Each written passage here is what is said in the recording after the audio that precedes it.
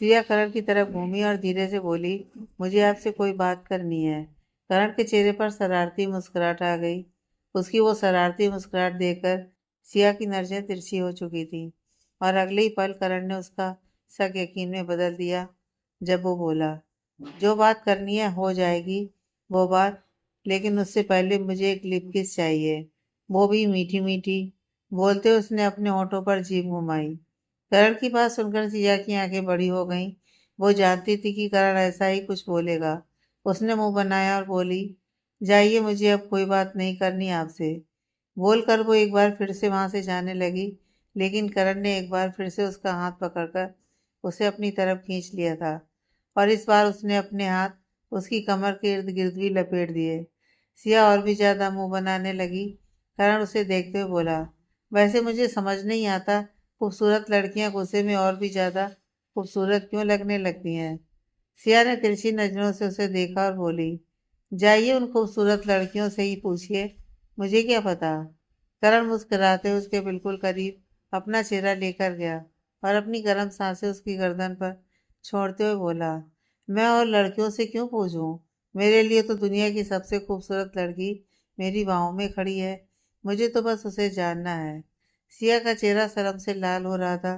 भले ही वो अपनी मुस्कुराहट छुपा सकती थी, लेकिन जो चेहरे पर रंगत आ रही थी वो छिपाए नहीं छिपा सकती थी। उसने करण के कंधे पर अपने हाथ रखे और बोली, काफी जल्दी आपको उसकी खूबसूरती का एहसास नहीं हो गया। करण बड़ी गहराई सी आवाज में बोला, एहसास तो बहुत पहले हो गया था, लेकिन अंधा था मैं, और शायद शब्दों का मोहताज, जिससे अपने दिल का हाल बयान ही नहीं हुआ। सिया जो अभी तक अपना चेहरा घुमाए हुए उसे अपनी तिरछी नजरों से देख रही थी, उसने अब उसकी तरफ देखा और बस देखती रह गई। करण का चेहरा भी बेहद लाल होता जा रहा था। करण एक बार फिर से बोला, आई एम सॉरी। सिया का दिल जोरों से धड़क उठा। उसे बिल्कुल उम्मीद नहीं थी कि करण उसे कभी सॉरी बोलेगा। हालांकि उसने बहुत बार सिया का दिल दुखाया था, लेकिन सिया कभी उन बातों से करण से नाराज हो ही नहीं पाई। और अब बिना बात के भी करण का सॉरी बोलना उसे थोड़ा हैरान कर रहा था। करण उसके बालों को सहलाते हुए बोला, बहुत तकलीफ दी है ना मैंने तुम्हें। सिया ने अपना चेहरा हल्का सा झुका लिया और बोली, आपको ऑफिस जाना चाहिए। करण के चेहरे पर तिरछी मुस्कुराहट आ गई। वो समझ सकता था कि सिया को हो क्या रहा है। उसकी गहरी गहरी सांसें ही बता रही थी कि वो उसकी बाहों में पिघल रही है। वो शरारती मुस्कुराहट के साथ बोला, मैंने बताया तो है तुमसे, जब तक मुझे मेरी मीठी मीठी किसी नहीं मिल जाती तब तक मैं कहीं नहीं जाने वाला। अभी तुम देखो कि तुम्हें मुझे यहाँ से जाने देना है या नहीं। सिया ने अपना चेहरा घुमाया और बोली, जाइए अपनी बीवी से लीजिए।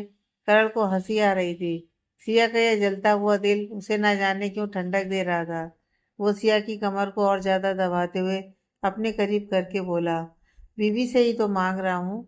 सिया मुंह बनाकर बोली, मैं आपकी बीवी नहीं हूँ। करण का मुस्कुराता हुआ चेहरा थोड़ा एक्सप्रेशन लेस होने लगा था। भले ही वो कुछ भी बर्दाश्त कर ले, लेकिन उसे अपना नाम कनिका के साथ बर्दाश्त बिल्कुल नहीं था। और सिया के मुंह से ये सुना तो बिल्कुल भी बर्दाश्त नहीं था। वो थोड़ी सर्द आवाज में बोला, तो जरा बताना एक बार, मेरी बीवी कौन है। उसकी आवाज से ही पता चल रहा था कि अब ज्वालामुखी तैयार हो रहा है। इससे पहले ज्वालामुखी फटे, सिया को उसे शांत करना होगा। वो करण के कंधे पर रखे हुए अपने हाथों को थोड़ा सा दबाते उसके चेहरे के बिल्कुल करीब हुई और धीमे से बोली, आपकी बीवी, वो जो आपकी बाहों में है और उसे मीठी मीठी किसी करने के लिए आप बेताब हैं।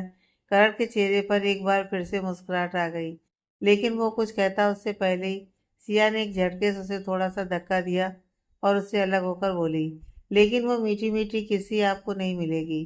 बोलकर वो जल्दी से अंदर भाग गई। करण उसका हाथ पकड़ने की कोशिश करता ही रह गया। वो पीछे जाता उससे पहले ही उसका फोन बजा। उसने अपनी पॉकेट में से फोन निकाला तो अतुल का कॉल आ रहा था, जो उस मीटिंग के लिए था, जो आज की जरूरी मीटिंग थी। वो अंदर की तरफ देखते हुए बोला, मीठी मीठी किसी तो मैं लेकर जाऊंगा और तुम मुझे रोक सको, ये तो ना कभी हुआ है और ना कभी होगा। बोलकर उसने अपने बालों को हल्का सा अपने हाथों से सहलाया और गाड़ी में बैठकर वहां से निकल गया। सिया अंदर आई और सुकून के कमरे में चली गई। कनिका जो अपनी बालकनी में खड़ी ये सब कुछ देख रही थी, उसका चेहरा गुस्से से लाल था, लेकिन वो खुद को शांत भी कर रही थी। वो अपने चेहरे पर मिस्टीरियस एक्सप्रेशन लिए बोली, तुम दोनों तो बिल्कुल लैला मजनू बन चुके हो, लेकिन इतना प्यार कनिका को बिल्कुल अच्छा नहीं लगता। जितना तुम दोनों को हवा में उड़ना है उड़ लो, ऐसा पकड़कर नीचे गिराऊंगी कि दोनों फड़फड़ाते रह जाओगे। बोलते हुए उसके चेहरे के एक्सप्रेशन खतरनाक हो चुके थे। सुकून के पास आकर सिया ने कुछ टाइम उसके साथ स्पेंड किया और फिर सुकून को थोड़ी देर सुलाकर नीचे हॉल में आ गई, जहाँ पर आहान घर से बाहर की तरफ जा रहा था। उसने आहान को रोका। आहान को देखकर ही ऐसा पता चल रहा था कि वो शायद किसी जरूरी काम से जा रहा है, क्योंकि वो एकदम से टिप टॉप रेडी हुआ था। सिया को किसी बात का अंदेशा तो हो रहा था, लेकिन वो कंफर्म नहीं थी। आहान सिया की तरफ देख रहा था। सिया उसके पास आई और बोली, आप कहीं जा रहे हैं क्या भाई? आहान मुस्कुराते हुए बोला, पहले तो मुझे भाई बोलना बंद करो, रिश्तेदारी थोड़ी खराब हो जाएगी। सिया खींच कर बोली, प्लीज परेशान मत कीजिए ना, आप पहले मुझे यह बताइए कि आप कहाँ जा रहे हैं। आहान ने अपना चेहरा हल्का सा झुका लिया। वो सिया को बिल्कुल नहीं बताना चाहता था कि वो कहाँ जा रहा है, क्योंकि अगर वो बता देता तो सिया उसे किसी न किसी तरह रोक ही लेती। लेकिन उसका चुप रहना ही सिया को सब कुछ बता गया।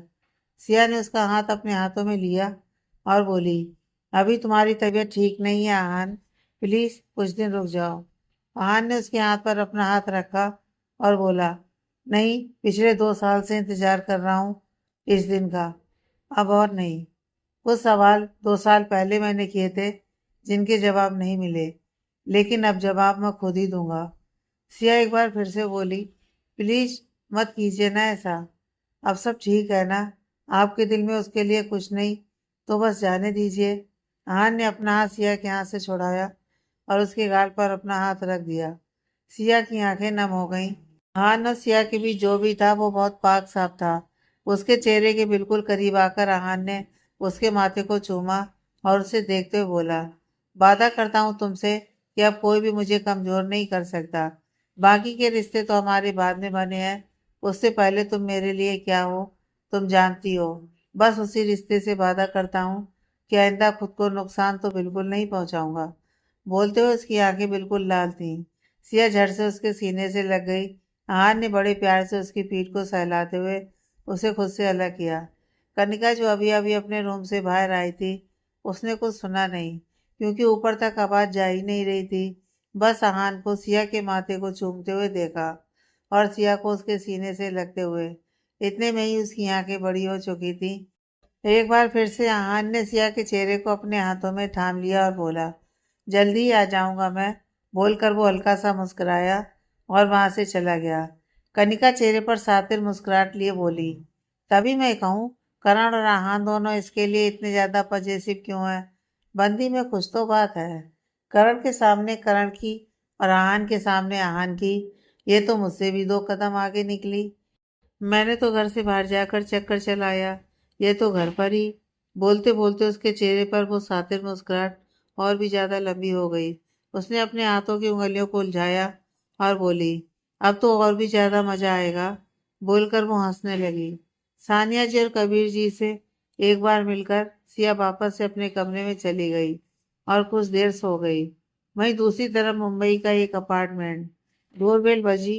एक लड़की जिसने व्हाइट कलर की शॉर्ट और बेबी पिंक कलर की शर्ट पहनी हुई थी, कानों में हेडफोन लगाए थे और करली बालों का जूड़ा बनाए हुए किचन में कुछ काम कर रही थी। उसे डोरबेल सुनाई ही नहीं दे रही थी। तभी अचानक से उसके हेडफोन बंद हुए तो वो अपने फोन पर म्यूजिक चेक करने लगी और तभी एक बार फिर से बेल बजी। उसके घर पर ज्यादातर कोई आता नहीं था, इसलिए वो यूं ही अपने कानों में हेडफोन लगाए घूमती रहती थी। उसने अपने हेडफोन पहने हुए ही जाकर दरवाजा खोला। जैसे ही उसने दरवाजा खोला, सामने खड़ा एक शख्स जो गुस्से से कांप रहा था, दरवाजे को हल्का सा धक्का देते हुए अंदर आया और इधर उधर घूमने लगा। वो लड़की एकदम हैरान रह गई। उस शख्स ने तो उस लड़की को देखा तक नहीं था, लेकिन वो लड़की अपने गुस्से भरी नजरों से उस शख्स को जरूर देखे जा रही थी। कोई उसके घर में घुस आया था और चीजें इधर उधर पटकते हुए पूरे घर में घूम रहा था। शायद वो किसी को ढूंढ रहा था। जब उसने पूरी तसल्ली कर ली, लेकिन फिर भी उसे कोई नहीं मिला, तो वो उस लड़की के सामने आकर खड़ा हुआ और गुस्से से बोला, वान्या कहाँ है? वो लड़की बेहद नॉर्मल होकर बोली। वकील कहाँ है? हाँ सवालिया नजरों से देखते हुए बोला। मुझे वकील का क्या पता, तुम ये बताओ वान्या कहाँ है? उस लड़की ने जोर से आहान को धक्का दिया। आहान जाकर सोफे पर गिर गया। उसे इस धक्के की बिल्कुल उम्मीद नहीं थी। सनाया, जो उस लड़की का नाम था, वो झट से उसके ऊपर आई, जिसकी वजह से वो आहान की कमर पर बैठ चुकी थी और उसके हाथ आहान के सीने पर थे। वो गुस्से से लाल होते हुए बोली, लेकिन मुझे ये जानना है कि वकील कहाँ है, क्योंकि अब मुझे वकील की बहुत ज्यादा जरूरत पड़ने वाली है। मेरे हाथों से एक मर्डर होने वाला है। आहान ने जल्दी से उसके दोनों हाथों को अपने हाथ में पकड़ा और उसे हवा में लिफ्ट करते हुए वो सोफे से उठा और उसे नीचे सोफे पर गिरा दिया। वो भी गुस्से से उस पर झुककर बोला, मर्डर करने तो मैं आया हूँ, तुम ये बताओ वान्या कहाँ है? मर्डर की बात सुनकर सनाया की आंखें बड़ी हो गई। उसने जोर से एक बार फिर से आहान को धक्का दे दिया और झट से एक बार फिर से उसके ऊपर आ गई। आहान को इस चीज की बिल्कुल भी उम्मीद नहीं थी, क्योंकि वो भले ही कुछ दिन पहले ही ठीक हुआ, लेकिन सनाया से तो काफी ज्यादा स्ट्रांग था। सनाया उसके पेट पर बैठी हुई बोली, खून तो तेरा मैं कर दूंगी बे। आहान गुस्से से जबड़ी कसते हुए बोला, दूर हटो मुझसे।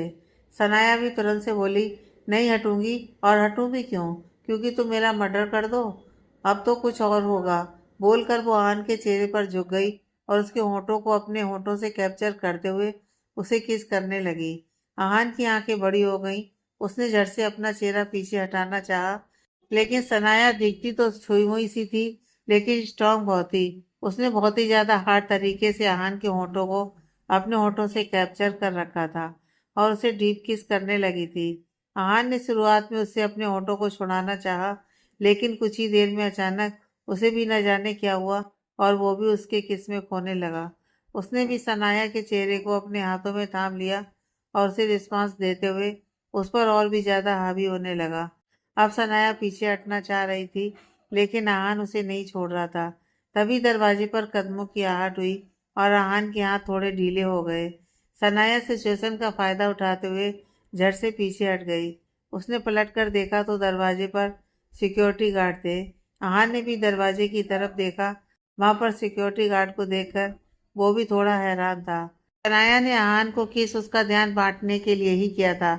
जब वो उसे किस कर रही थी तो उसकी नजरें उसके फोन पर थीं, जो उसके हाथ में ही था, और वो उसमें से सिक्योरिटी गार्ड को मैसेज कर रही थी। तभी तो सिक्योरिटी गार्ड तुरंत वहां पर पहुंच चुका था। सिक्योरिटी गार्ड के वहां पर आते ही सनाया ने आहान को छोड़ा और जल्दी से सिक्योरिटी गार्ड के पास जाते हुए बोली, तुम लोगों को तुम्हारी जान प्यारी नहीं है क्या? आहान ने अपने होठों को अपनी उंगलियों से साफ किया, क्योंकि सनाया के होठों की सारी लिपस्टिक उसके खुद के होठों पर तो फैली हुई थी, साथ ही आहान के होठों पर भी फैली हुई थी, और ये आहान को उसके होठों की तरफ देखते हुए ही एहसास हुआ। सिक्योरिटी गार्ड हैरानी से सनाया को देख रहा था। सनाया गुस्से में बोली, कहाँ मरे हुए थे तुम लोग जब ये इंसान मेरे फ्लैट में आया? तुम लोग ऐसे कैसे किसी अरे गहरे को यहाँ पर आने दे सकते हो? आहान झट से अपनी जगह से खड़ा हुआ और अपनी पॉकेट में हाथ डालते हुए सनाया के सामने आकर खड़ा हुआ और बोला, सोच समझकर अपनी जुबान खोलना, कहीं ऐसा ना हो किसी और से पहले तुम्हारा नंबर लग जाए। उसका इशारा सनाया अच्छे से समझ चुकी थी। वान्या नाम की लड़की को ढूंढते हुए आहान वहां पर आया था और अब वो उसे वान्या से भी पहले मारने की धमकी दे रहा था। वो जल्दी से सिक्योरिटी गार्ड की तरफ देखते हुए बोली, पकड़ो इस इंसान को और जाकर पुलिस वालों के हवाले करो।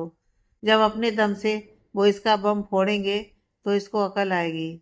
उसकी बात सुनकर सिक्योरिटी गार्ड ने अपना हाथ आहान की तरफ बढ़ाया।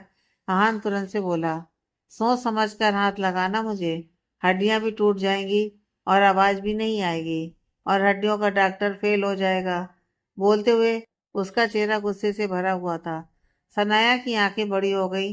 वो अपना मुंह बड़ा सा खोलते हुए बोली, देखो देखो, इस इंसान की हिम्मत देखो, पहले मेरे घर में घुसकर आया और मुझे मारने की धमकी दी, अब तुम लोगों को भी करने की धमकी दे रहा है। इसे तो मैं बताती हूँ। बोलते हुए उसने अपने फोन से पुलिस को कॉल करनी चाहिए। अगले ही पल आहान ने उसके हाथों से फोन लिया और नीचे जमीन पर फेंक दिया। सनाया गुस्से से मुंह फुलाते हुए उसे देख रही थी। तभी उसे स्मेल आने लगी। वो किचन की तरफ देखते हुए बोली, दूध। बोलते हुए वो किचन की तरफ भागी कि तभी किचन में जोर से धमाका हुआ और भयंकर आग लग गई। वो भी उस आग में झुलस कर रह जाती अगर आहान उसे पीछे की तरफ नहीं खींचता और नीचे जमीन पर लेकर नहीं गिरता तो। आहान नीचे जमीन पर था और सनाया उसके ऊपर। दोनों ही एकटक एक दूसरे को देख रहे थे, लेकिन अगले ही पल दोनों की आंखों में एक बार फिर से गुस्सा दिखाई देने लगा। आहान ने एक झटके से उसे खुद से हटाया, जिससे सनाया जमीन पर गिरी। आहान अपनी जगह से खड़ा हुआ और सिक्योरिटी गार्ड की तरफ देखते हुए बोला, तुम लोगों को अपनी जान प्यारी है तो पहले इस लड़की को इस सोसाइटी से बाहर निकालो। किसी दिन पता लगे सिक्योरिटी गार्ड को ही सिक्योरिटी की जरूरत पड़ जाए। बोलते हुए वो सनाया की तरफ देख रहा था। सनाया ने अपनी किचन की तरफ देखा, जो धुएं से भरी हुई थी। दूसरे वाले सिक्योरिटी गार्ड ने जल्दी से फायर कंट्रोल करते हुए पूरी आग बुझा दी थी, लेकिन सनाया अभी भी गुस्से की आग में जलती हुई आहान को देख रही थी। आहान उसके पास आया और बोला, लगता है मुझे जो चाहिए था वो यहाँ नहीं है, लेकिन जो मिला वो काफी अच्छा था। बोलते हुए उसने अपने होठों पर लगी हुई बाकी की लिपस्टिक साफ की। सनाया की आंखें बड़ी हो गईं। आहान के चेहरे पर लूसीफर स्माइल आ गई। वो बोला, सॉरी, मेरी वजह से तुम्हारा जो भी नुकसान हुआ। बोलते हुए उसने फोन की तरफ भी देखा और जहां आग लगी थी उस तरफ भी। उसके बाद उसने अपनी पॉकेट में से एक नोटों की गड्डी निकाली और सनाया का हाथ लेकर उसके हाथ पर रख दी और मुस्कुराते हुए वहां से चला गया। सनाया ने कसकर उन नोटों की गड्डी को अपने हाथ में पकड़ा और गुस्से से आहान को जाते हुए देख रही थी। वो जल्दी जल्दी उसके पीछे आई, लेकिन उसे रोक तो नहीं पाई, पर उसने आहान की गाड़ी का नंबर नोट कर लिया था। रात का वक्त आहान की गाड़ी द डिवाइन विला के पार्किंग एरिया में आकर रुकी। वो गाड़ी के बाहर निकला और तेज कदमों के साथ घर के अंदर आया। सिया हॉल में इधर उधर टहलते हुए उसका इंतजार कर रही थी। आहान को अपने सामने देखकर वो जल्दी से आहान के पास आई। आहान का चेहरा एकदम लाल था। उसे देखते ही सिया को महसूस होने लगा कि शायद आहान ने ड्रिंक कर रखी है। वो गुस्से से आहान को देखने लगी।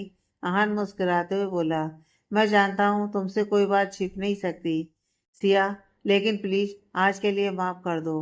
सिया उसके दिल की हालत समझ सकती थी। करण को भी अपनी सारी प्रॉब्लम का हल ड्रिंक करना ही लगता था, और अब आहान भी उसकी तरफ ही जा रहा था।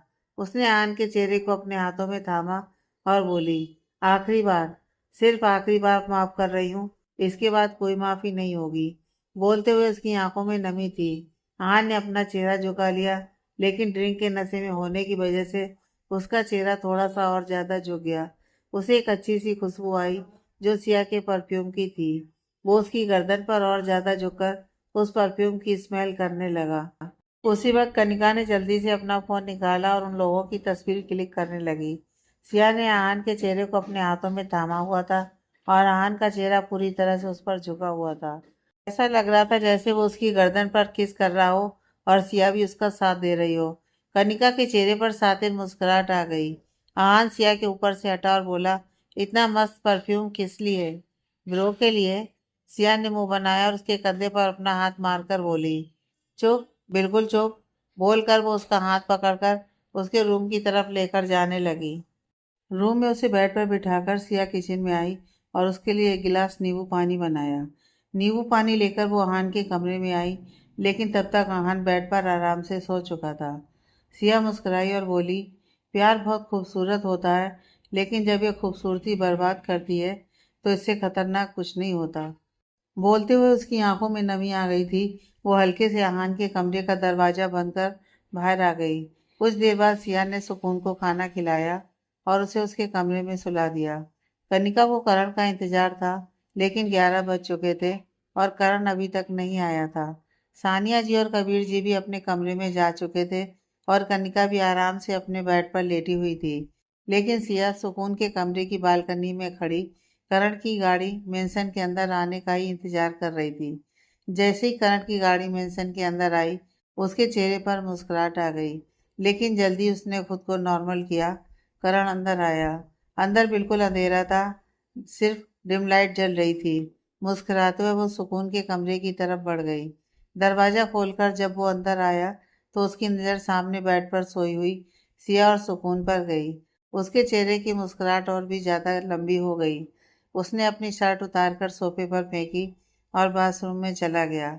बाथरूम का दरवाजा बंद हुआ तो सिया ने अपनी आंखें खोली और मुस्कुराते हुए बेड से उठकर रूम के बाहर आई और नीचे हॉल में आकर किचन में चली गई। करण हमेशा गरम गरम खाना ही खाता था, इसलिए जल्दी से उसने उसके लिए गरम गरम रोटी सेकना शुरू कर दिया। वो रोटी बेल रही थी, तभी दो हाथ उसकी कमर पर आए और धीरे धीरे पेट की तरफ बढ़ते हुए आए। सिया करण के लिए खाना बनाकर ऊपर कमरे में लेकर जाने वाली थी, लेकिन करण खुद ही नीचे आ गया। करण ने सिया के कंधे से बाल हटाए और अपना चेहरा उसके कंधे पर टिकाकर बोला, तुम तो सो रही थी ना। बोलते हुए उसकी गर्म सांसें सिया की गर्दन पर खेल रही थी। सिया के लिए रोटी बेलना मुश्किल हो चुका था, इसलिए उसके हाथ रुक चुके थे। करण ने अपना एक हाथ उसके सीने से नीचे से हटाया और उसे उसके हाथ की तरफ ले गया। बेलन से उसका हाथ हटाकर करण उसका हाथ उसके पेट पर लेकर आया और फिर उसकी उंगलियों से अपनी उंगलियां उलझा ली। सिया की धड़कनें बेतहाशा दौड़ रही थी। वो मुश्किल से खुद को संभालते हुए बोली, मुझे खाना बनाना है। करण तुरंत से बोला, लेकिन मुझे तो कुछ और खाना है।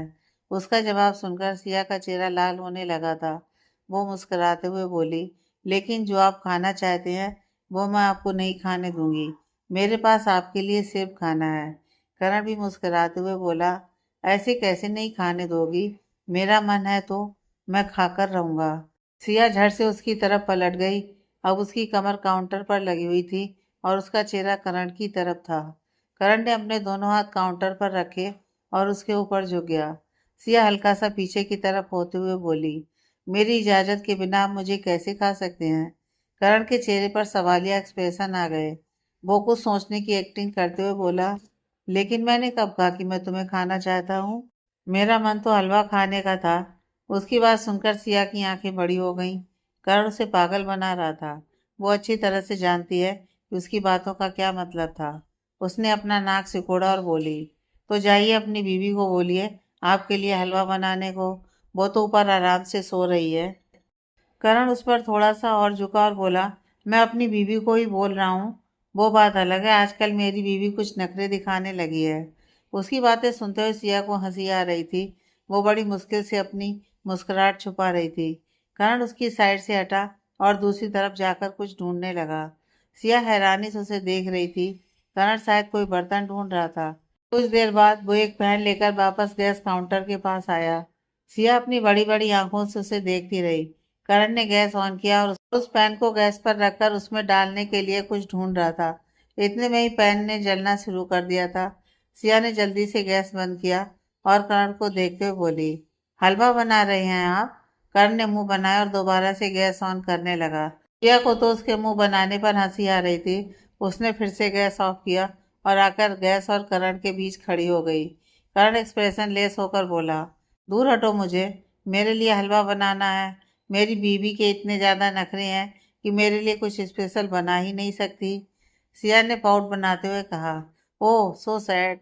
करण थोड़ी सर्द आवाज में बोला, तुम्हें मजाक लग रहा है?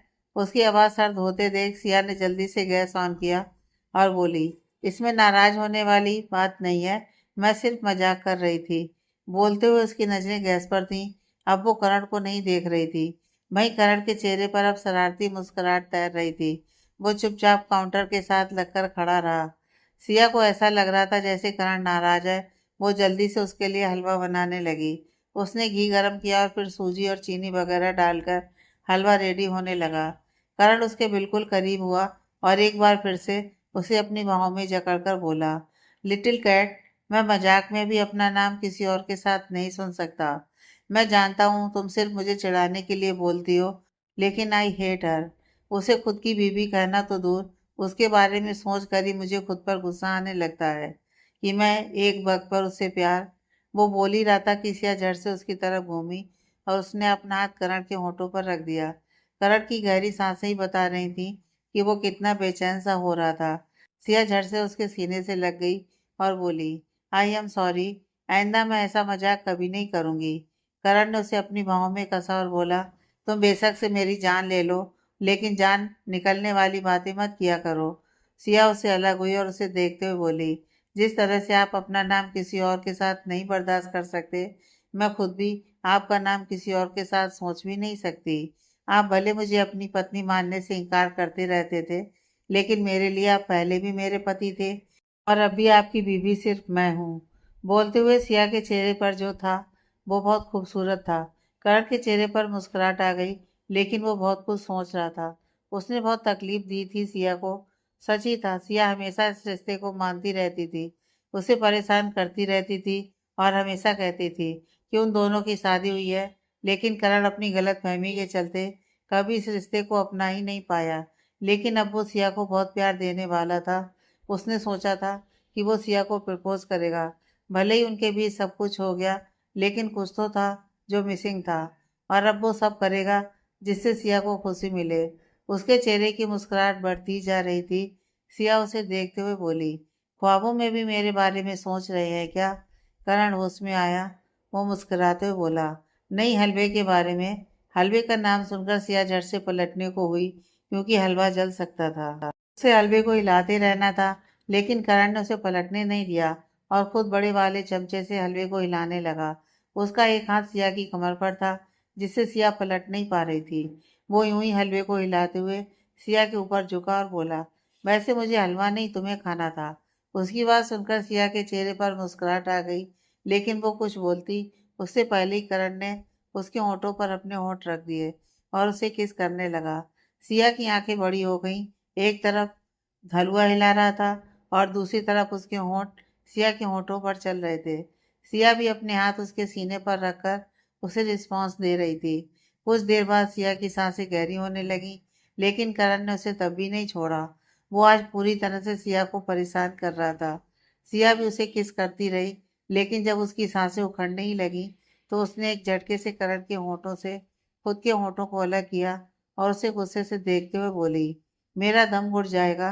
करण ने उसकी पीठ पर अपना हाथ रखते हुए उसे खुद से लगाया और बोला, ऐसे कैसे दम घुट जाएगा? मैं खुद तुम्हारी सांसें बन जाऊंगा। सिया उसकी बात सुन उसकी तरफ देखती ही रह गई। वो झट से करण के सीने से लग गई। करण ने गैस बंद किया और सिया को अपनी गोद में उठा लिया। सिया ने जल्दी से अपने हाथ उसके कंधे पर रखे और धीमे से बोली, अब आपने मुझे गोद में क्यों उठा लिया? खाना तो खा लीजिए। उसकी बात बीच में ही काट कर करण बोला, मैंने कहा ना, मुझे खाने की भूख नहीं लगी, मुझे कुछ और खाना है। बोलते हुए उसके चेहरे पर शरारती मुस्कुराहट थी। दोनों हॉल में आ चुके थे। अब सिया ज्यादा बोल भी नहीं सकती थी, लेकिन वो फिर भी धीरे से बोली, लेकिन आप मुझे लेकर कहाँ जा रहे हैं? कमरे में सुकून होगी। करण ने कोई जवाब नहीं दिया, बस चुपचाप उसे लेकर ऊपर की तरफ जाने लगा। सिया हंसते हुए बोली, कहीं हम दोनों के कमरे में मत ले जाना, पता चले जाते ही चुड़ैल के दर्शन हो जाएं और मैं आपकी गोद से नीचे गिर जाऊं। उसकी बात सुनकर करण को भी हंसी आ गई थी, लेकिन फिर सिया हैरानी से उसे देखने लगी, क्योंकि अब करण कॉरिडोर की तरफ जा रहा था। अब उसे समझ आया कि करण उसे कहाँ लेकर जा रहा है। करण उसे ऊपर टेरेस पर लेकर जा रहा था।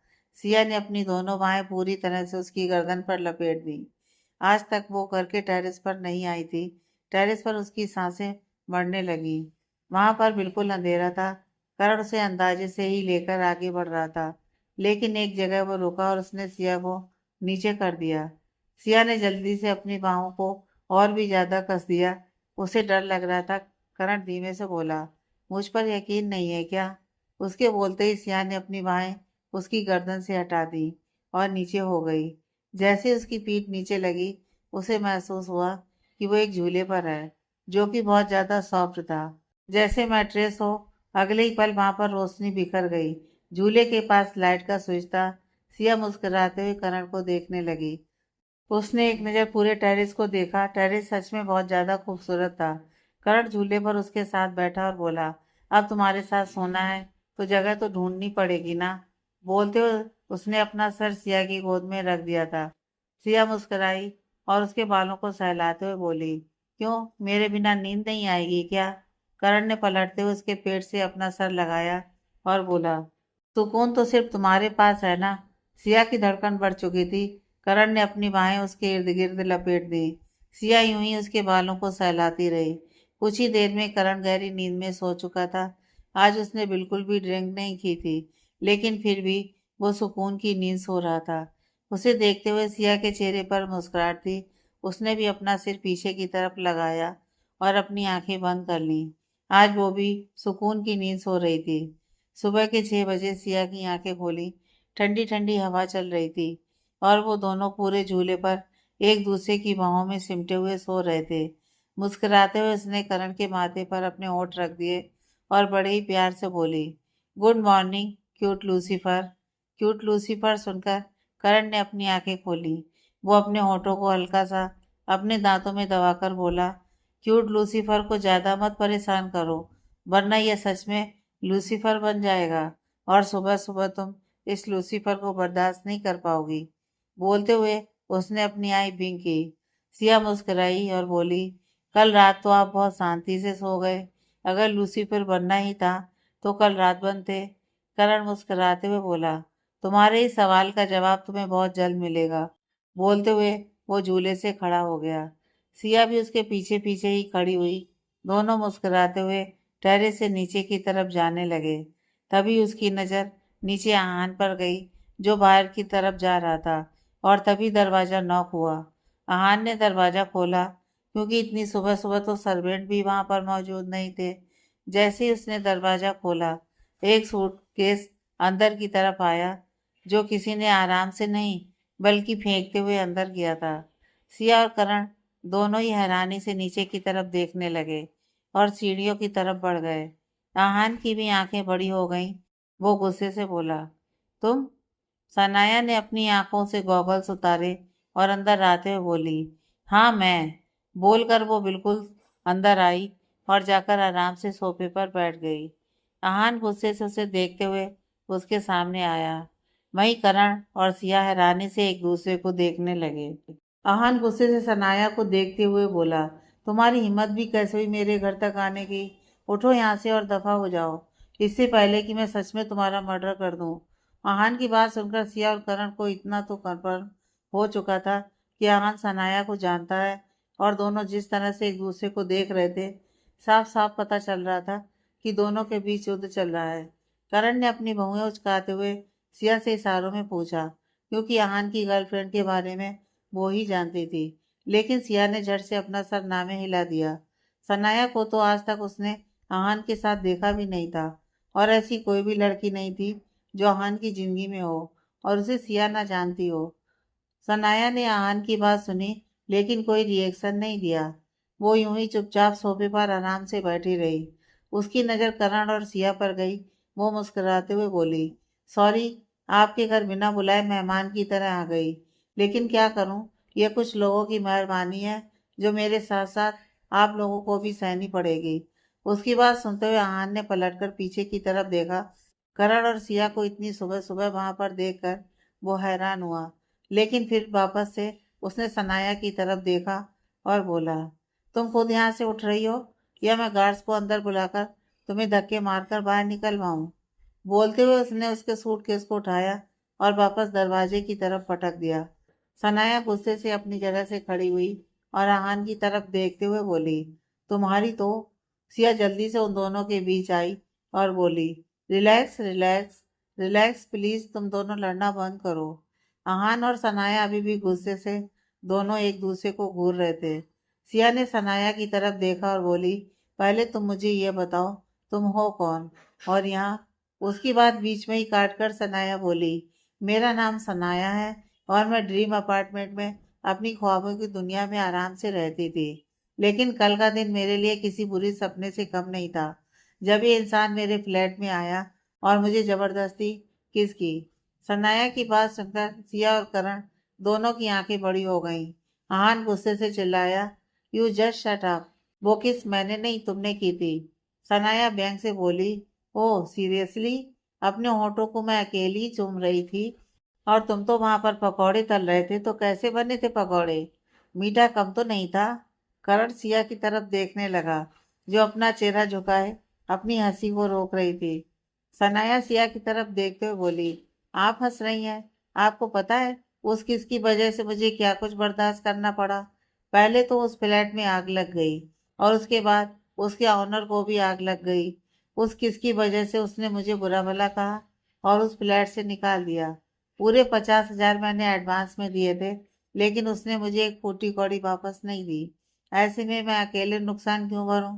अब मैं यहीं पर रहूंगी और जब तक मेरे 50,000 वसूल नहीं हो जाते तब तक यहाँ से कहीं नहीं जाऊंगी। बोलते हुए वो गुस्से से आहान की तरफ देख रही थी।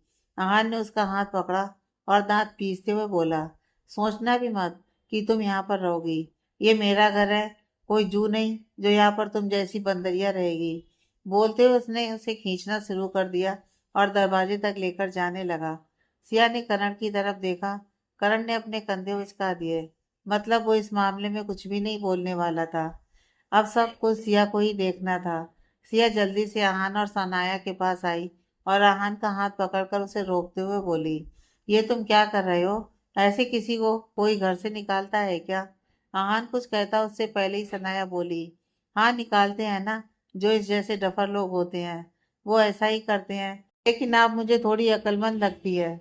इनकी बहन तो नहीं हो सकती आप? सिया मुस्कुराई और बोली, वैसे तो मैं उनकी बहन ही हूँ, लेकिन भाभी भी हूँ। सिया का जवाब सुनकर सनाया कंफ्यूज हो गई। वो बड़ी अजीब सी नजरों से सिया को देखते हुए बोली, आपने अपने भाई से ही शादी कर ली? पीछे खड़ा करण जोरों से हंसने लगा। सिया ने उसकी हंसी की आवाज सुनकर उसकी तरफ देखा। बहुत कम उसने करण को हंसते हुए देखा था। ये शायद पहली या दूसरी बार ही था जब वो इतना खुलकर हंसा था। कुछ पल सिया उसे देखती ही रह गई। सनाया सिया के करीब हुई और धीरे से बोली, अब ये कौन है? सिया मुस्कुराते हुए उसकी तरफ देखते हुए बोली, thank you so much. Sanaya अब सवालिया नजरों से उसे देखने लगी। फिलहाल उसे वहां पर सभी पागल नजर आ रहे थे।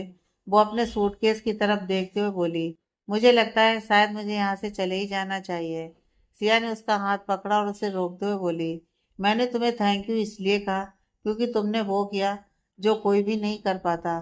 खैर वो सब छोड़ो, तुम इस घर में रह सकती हो, किसी को कोई प्रॉब्लम नहीं होगी।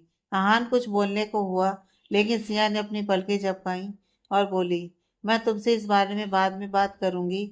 सनाया आहान की तरफ देखते हुए व्यंग से मुस्कुरा रही थी। उसने दोबारा सिया की तरफ देखा और बोली, आप कंफर्म तो है ना? सिया मुस्कुराकर बोली, यस कंफर्म हूँ। तभी पीछे से आवाज आई, लेकिन मैं तुम्हें इस घर में रहने की इजाजत नहीं देती। उस आवाज को सुनते ही सबने सीढ़ियों की तरफ देखा। वो आवाज कनिका की थी, जो एटीट्यूड से सीढ़ियां उतरते हुए नीचे हॉल में आ रही थी। सनाया धीरे से बुदबुदाई, अब ये कबाब में हड्डी कौन है? उसकी बात सुनकर सिया की हंसी छूट गई। उसे हंसते हुए देख कनिका के चेहरे पर गुस्सा झलकने लगा, लेकिन फिर खुद को नॉर्मल करते हुए वो सिया के बिल्कुल सामने आकर खड़ी हुई और एक्सप्रेशन लेस होकर बोली, मुझे लगता है तुम्हें भूलने की बीमारी है, तभी तो अपनी औकात भूल जाती हो। करण की मुट्ठी कस गई। वो एटीट्यूड से चलते हुए वहां आया और सिया के साथ खड़े होकर कनिका की तरफ देखते हुए बोला, माइंड योर लैंग्वेज। कनिका हंसी और बोली, मैं इस घर की नौकरानी से बात कर रही हूँ। अभी मुझे नहीं लगता तुम्हें इसमें कोई प्रॉब्लम होनी चाहिए। उसकी बात सुनकर करण का गुस्सा और भी ज्यादा बढ़ने लगा। वो कुछ बोलने को हुआ, लेकिन सिया ने इशारा कर उसे चुप रहने को कहा। उन दोनों को यूं आंखों ही आंखों में बातें करते देख कनिका और भी ज्यादा चिढ़ रही थी। वो गुस्से से बोली, तुम्हें किसने इतना हक दिया कि तुम ये डिसाइड कर सको कि कौन इस घर में रहेगा और कौन नहीं? तुम यहाँ सिर्फ नौकरानी हो, इस घर की मालकिन नहीं, जो तुम ये सब चीजें डिसाइड करो। इसलिए अपनी औकात में रहो। सिया कुछ कहती उससे पहले ही करण बोला, सिया नहीं डिसाइड कर सकती, लेकिन मैं तो कर सकता हूँ ना। मैं चाहता हूँ कि ये लड़की इस घर में रहे, तो ये लड़की इसी घर में रहेगी। अब तो तुम्हें कोई प्रॉब्लम नहीं है ना? कनिका अभी भी गुस्से से सिया को देख रही थी। सिया मुस्कुराते हुए बोली, अभी तो कुछ कहना है क्या तुम्हें कनिका? कनिका ने कुछ नहीं कहा, लेकिन सनाया झट से बोली, मैं कुछ पूछ सकती हूँ क्या? सिया ने उसकी तरफ देखा और बोली, हाँ जरूर, क्यों नहीं। अब तुम इस घर में रहने वाली हो, इस घर का हिस्सा हो, तो पूछो क्या पूछना है। सनाया ने कनिका की तरफ देखा और बोली, इनकी तारीफ? सिया व्यंग से बोली, अगर कोई होती तो जरूर बताती, फिलहाल तो सिर्फ कमियां हैं। कनिका गुस्से से बोली, हाउ डियर यू। सिया ने कुछ नहीं कहा, बस मुस्कुराती रही। कनिका ने अब गुस्से से सनाया की तरफ देखा और बोली, मैं इस घर की मालकिन हूँ, मिसिस सिंघानिया। बोलते हुए वो करण के साथ खड़ी हो गई। सनाया उसे देखते हुए बोली, लेकिन मुझे तो लगा उनकी बीवी ये है। बोलते हुए उसने सिया की तरफ देखा और आगे बोली, मेरी गलती नहीं है, इन दोनों को देख कर ही ऐसा लगता है कि दोनों एक दूसरे के लिए ही बने हैं, और आप तो मुझे इनकी बीवी कम इनकी लाइफ की कोमोलिका ज्यादा लग रही हैं। कनिका की आंखें बड़ी हो गईं। वो अपने दांत पीसते हुए कुछ बोलने को हुई, लेकिन उससे पहले ही सनाया तुरंत से बोली, प्लीज मुझे बता दीजिए कि मुझे कहाँ रहना है। कल पूरी रात सड़क पर भटकने के बाद अब मुझे जोरों से नींद आ रही है। सिया ने मुस्कुराते हुए उसे अपने साथ चलने का इशारा किया। अहान गुस्से से सनाया को जाते देखता रहा और सनाया ने अपनी उंगलियों को हिलाते हुए उसे बाय कहा। कनिका भी गुस्से से सिया और सनाया को देख रही थी। करण मुस्कुराते वहां से अपने रूम की तरफ बढ़ गया। सिया सनाया के साथ रूम में आई और सर्वेंट को उसके हिसाब से रूम के सारे अरेंजमेंट करने के लिए कहा। सिया रूम से बाहर जाने लगी तो सनाया ने उसका हाथ पकड़कर उसे रोका और बोली, thank you so much. Siya मुस्कुराई और उसके गाल पर अपना हाथ रखकर बोली, इट्स ओके। बोलकर वो वहां से चली गई। सनाया उसके जाते ही बेड पर फैलकर लेट गई। कल पूरी रात उसने एक पार्क में बिताई थी और अब उसे सच में जोरों से नींद आ रही थी। उसके रूम से निकलने के बाद सिया सुकून के रूम में आई। सुकून अभी भी सो रही थी। सिया को करण के पास जाना था।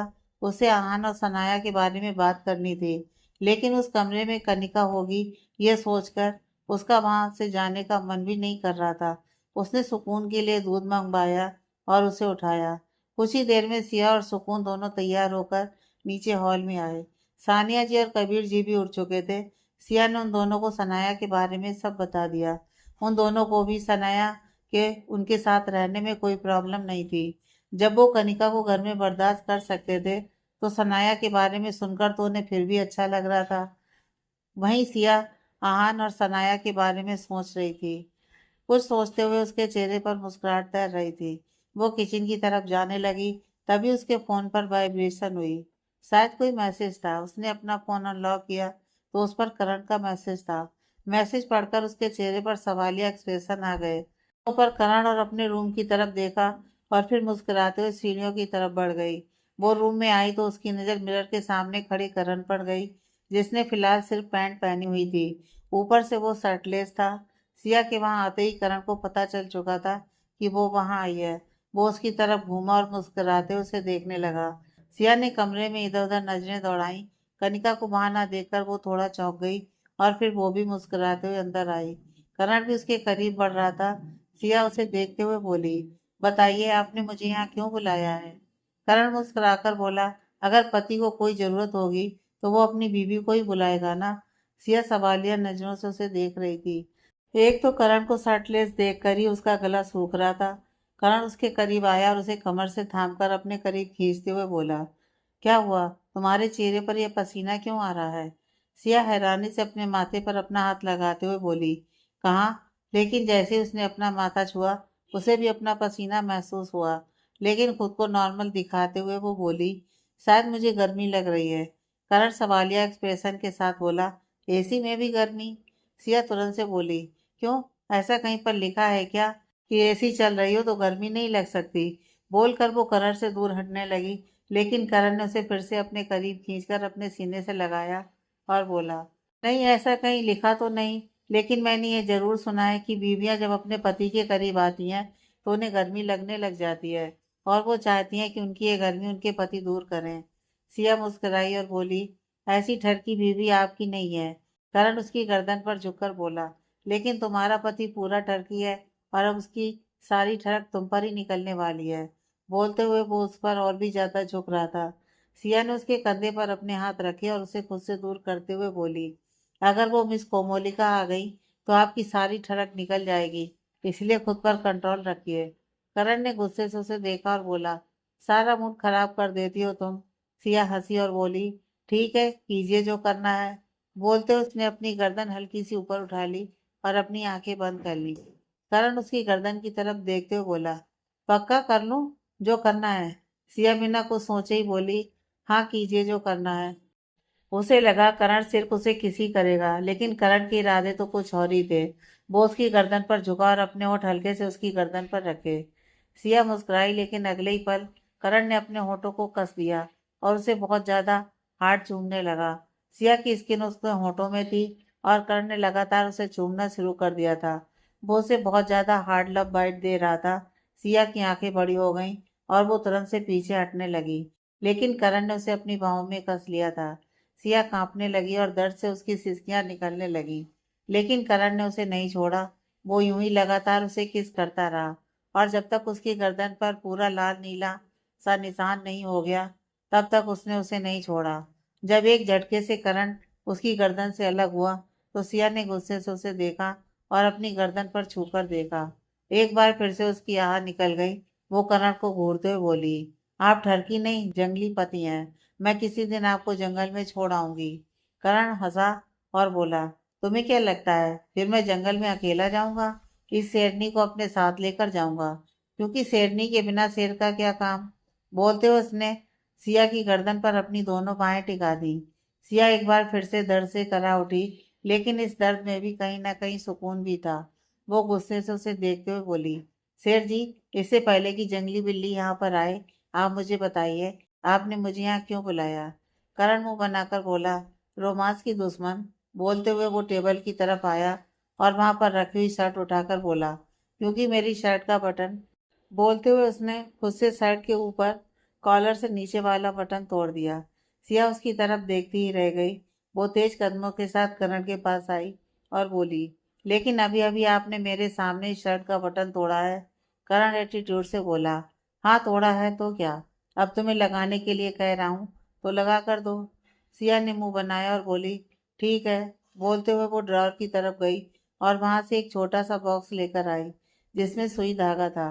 करण के पास आकर उसने अपना हाथ आगे बढ़ाया और शर्ट लेने का इशारा किया, लेकिन करण ने अपना सर नामे हिला दिया और उस शर्ट को पहन लिया। सिया की आंखें एक बार फिर से बड़ी हो गई। वो करण की शरारत अच्छी तरह से समझ रही थी। करण को घूरते हुए वो करण के करीब हुई और उस टूटे हुए बटन वाली जगह को देखने लगी। उसने नजें उठाकर करण को देखा और बोली, आपको हाउस वाला सीन तो नहीं करना है ना?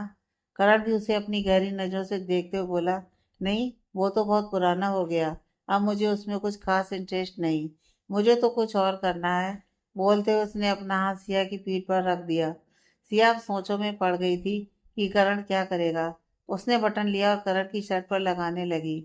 जैसे उसने उसकी शर्ट पर बटन रखा, करण ने अपना हाथ उसकी कमर से उठाया और किसी दूसरे तरीके से वापस उसकी कमर पर रख दिया। सिया की सांस एकदम से रुक गई। उसने झट से दरवाजे की तरफ देखा। वहां पर कोई नहीं था। वो वापस करण की तरफ देखते हुए बोली, ये क्या कर रहे हैं आप? कोई आ जाएगा और अगर सुकून आ गई तो? करण उसकी पीठ पर अपनी उंगलियां चलाते हुए बोला, आ गई तो बोल दूंगा कि तुम्हारी ड्रेस के अंदर एक छोटी सी चींटी चल रही है, बस उसे निकाल रहा हूँ। सिया को उसकी हरकतों पर हंसी आ रही थी। वो जिस तरह से उसकी पीठ पर अपनी उंगलियां चला रहा था वो पूरी तरह से मचल भी रही थी।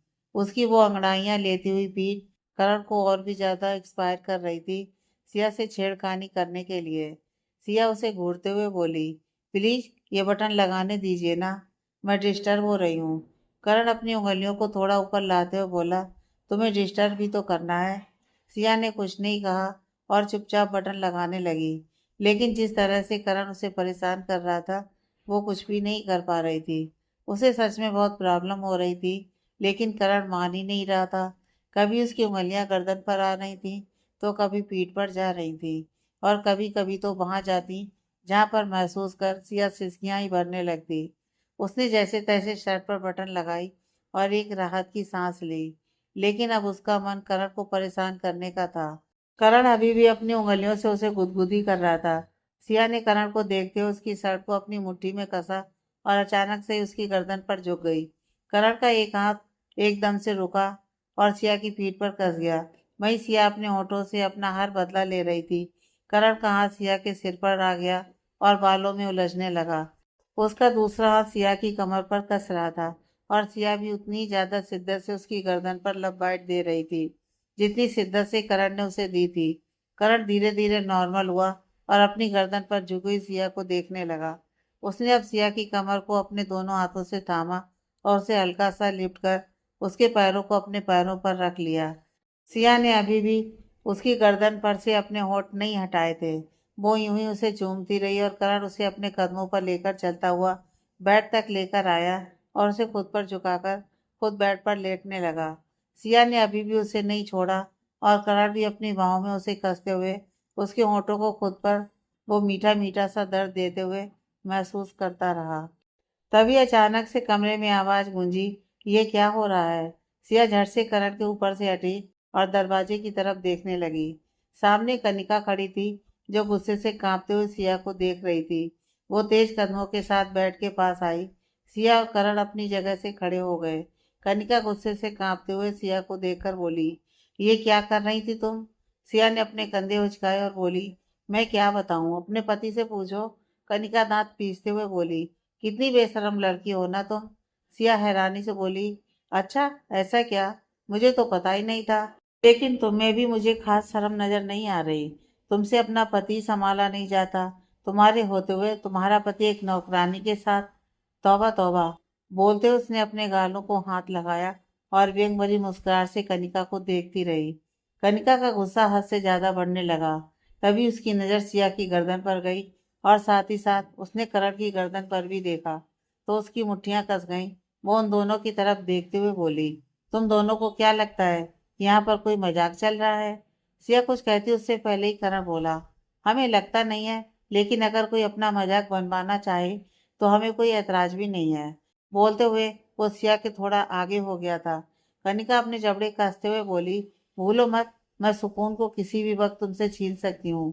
इस बार करण की मुट्ठियां कस गईं, लेकिन सिया ने उसकी कमर पर अपना हाथ रखा, जिसके बाद करण बेहद शांत लहजे में बोला, और तुम्हें लगता है मैं चुपचाप ऐसा होने दूंगा? बोलते हुए उसकी नजरें कनिका पर गहरी हो चुकी थी। कनिका मुस्कुराई और बोली, तुम मुझे चैलेंज कर रहे हो? करण या सिया में से कोई कुछ बोलता उससे पहले ही बाहर से जोरों से आवाजें आने लगी, जैसे कोई लड़ाई हो रही हो। उस आवाज को सुनकर सिया और करण तेज कदमों से रूम से बाहर निकले और जल्दी से रेलिंग के पास आकर हॉल में देखने लगे। नीचे हॉल की तरफ देखते हुए उनकी आंखें बड़ी हो गईं। वो दोनों जल्दी से सीढ़ियां उतरने लगे। वहीं कनिका भी रेलिंग पर लगकर नीचे की तरफ देख रही थी और उसके चेहरे पर भी हैरानी भरे एक्सप्रेशन थे। नीचे हॉल में आहान सोफे पर लगभग से लेटा हुआ था और उसके ऊपर सनाया बैठी थी, जिसके हाथ में एक चाकू था और सनाया ने वो चाकू आहान की तरफ पॉइंट किया हुआ था। सिया और करण दोनों नीचे आए और सिया जल्दी से उन दोनों के पास आकर सनाया की तरफ देखते हुए बोली, तुम ये क्या कर रही हो? सनाया प्लीज आहान को छोड़ो। सनाया गुस्से से बोली, नहीं, पहले मुझे ये वो दे जो मुझे चाहिए, उसके बाद ही मैं इस छछूंदर को छोड़ूंगी। आहान गुस्से से बोला, माइंड योर लैंग्वेज, वरना अभी यहाँ से उठाकर बाहर फेंक दूंगा। सनाया एटीट्यूड से बोली, जब वो कोमोलिका मुझे इस घर से बाहर नहीं निकाल पाई तो तुम तो क्या ही निकाल पाओगे? ये है ना मुझे यहाँ पर रखने के लिए? बोलते उसने बड़ी ही अदा से सिया की तरफ देखा। सिया झट से बोली, ठीक है सनाया, कोई तुम्हें इस घर से बाहर नहीं निकालेगा, लेकिन प्लीज आहान से साइड हटो, उसे लग जाएगी। और ये चाकू क्यों उठा रखा है तुमने? सनाया चिढ़कर बोली, क्योंकि मुझे इससे काटना है। सिया हैरानी से बोली, ये तुम क्या बोल रही हो सनाया? तुम होश में तो हो? तुम आहान को काटने की बात भी कैसे कर सकती हो? तुम किसी की जान कैसे ले सकती हो? उसकी बात सुनते हुए आहान और सनाया दोनों ने ही हैरानी से सिया की तरफ देखा। सिया सनाया की तरफ देखते हुए बोली, ये तुम बिल्कुल ठीक नहीं कर रही हो सनाया। मैंने तुम्हें इस घर में रहने दिया और तुम तो यहाँ रहने वाले शख्स को ही काटने की बात। अभी वो बोल ही रही थी कि सनाया आहान के ऊपर से हट गई और उसकी आंखों में नमी आ गई। आहान भी अपनी जगह से खड़ा हुआ और सिया की बात बीच में ही काट कर बोला, वो मुझे काटने की बात नहीं कर रही थी सिया, वो इसे काटने की बात कर रही थी। बोलते हुए आहान ने अपने हाथों में पकड़े हुए एप्पल को आगे किया। उसके हाथ में एप्पल देखकर सिया की आंखें बड़ी हो गई। उसने तुरंत से सनाया की तरफ देखा, जिसकी आंखों में वो मोटे मोटे आंसू भरे हुए थे, लेकिन बाहर नहीं बह रहे थे। सिया कुछ कहती उससे पहले ही सनाया दौड़ते हुए ऊपर सीढ़ियों की तरफ बढ़ गई और अपने रूम में चली गई। सिया ने अब गुस्से से आहान की तरफ देखा और बोली, अगर वो तुम्हें कुछ नहीं कह रही थी तो तुम मुझसे लड़ाई क्यों कर रहे थे? आहान एटीट्यूड से बोला, क्योंकि मुझे ये एप्पल खाना था और मुझे उसके हाथ में एप्पल दिखाई दिया तो मैंने छीन लिया। आहान की बात सुनकर सिया ने घूरते हुए उसे देखा। वो घूमी तो उसकी नजर करण पर गई, जिसके होंठों पर मंद मंद मुस्कुराहट थी। वो करण को देखते हुए बोली, आप क्यों हंस रहे हैं? आपको मजा आ रहा है ये सब देखकर? करण ने आहान के हाथों से वो एप्पल लिया और उसका एक बाइट खाकर बोला, फिलहाल तो मजा ही आ रहा है। सिया ने उसे भी घूर कर देखा और फिर जल्दी से ऊपर सीढ़ियों की तरफ गई। सनाया की आंखों में आंसू देखकर उसे बिल्कुल अच्छा नहीं लग रहा था। वो सनाया के रूम के बाहर आई और दरवाजा नॉक किया। हल्का सा हाथ लगाते ही दरवाजा पूरा खुल गया। सिया ने अंदर की तरफ झांक कर देखा तो बेड पर बैठी सनाया रो रही थी। सिया उसके पास आई और उसके सामने बैठ गई। सनाया अभी भी सर झुकाए रो रही थी। सिया ने उसके आंसू साफ किए और बोली, सॉरी, मुझे नहीं पता था कि तुम दोनों के बीच लड़ाई किस बात को लेकर हो रही थी। मुझे मुझे गलतफहमी हो गई थी। सनाया रोते हुए बोली, हाँ मुझे गुस्सा आता है, लेकिन मैं किसी की जान नहीं ले सकती। मैं इतनी बुरी नहीं हूँ। सनाया की बात सुनते हुए सिया का दिल जोरों से धक धक करने लगा। सनाया का रोना और इस तरह से अपनी बात कहना उसे ऐसा लग रहा था जैसे उसने सनाया के किसी जख्म को छेड़ दिया हो।